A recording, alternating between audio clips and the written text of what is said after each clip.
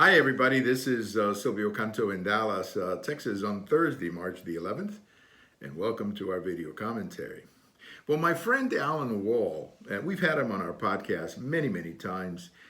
He lived in Mexico. He's now living in the United States, but he writes a lot about Mexico, writes a lot about the border, writes a lot about issues of the United States and Mexico. And he just recently posted an article, and I'm going to write a post about this tomorrow, Friday morning. It should come out, and you'll be able to see the link to his article. But he wrote an article about what some people in Mexico think of President Biden's new approach, if you will, to the border. And what many people in Mexico are concerned about is that opening the border is going to be enhancing or turn into a big boost for some of the criminal elements bringing children and other people to the border. You may remember, I guess a couple of weeks ago, there was a terrible crash in Southern California. I think it was right over the border. And there was a crash, and like 10 or 15 people were killed.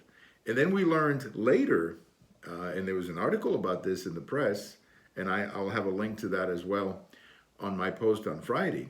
There was an article in the press saying that some of the people who were killed, some of the passengers on that bus or truck or whatever it was, I think it was a van, many of them had actually paid up to $10,000 to come to the United States. Now, some of you are asking the same question I'm asking.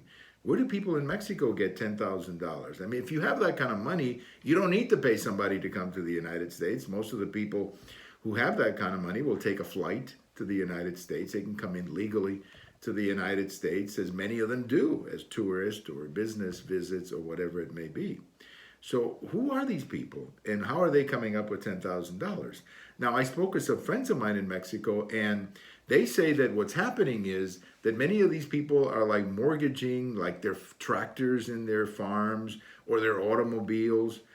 Basically, the criminal elements will take your tractor or whatever, or even worse, you make a down payment in Mexico and then you pay the balance in the United States, which is, of course, a real problem for many of them if they, for whatever reason, cannot make the payment. So it's a very bad policy that President Biden has implemented, a policy, as we have said many times, that was never explained during the campaign. He never said this during the campaign, that they were going to do it this way. All they said was it was going to be more humanitarian.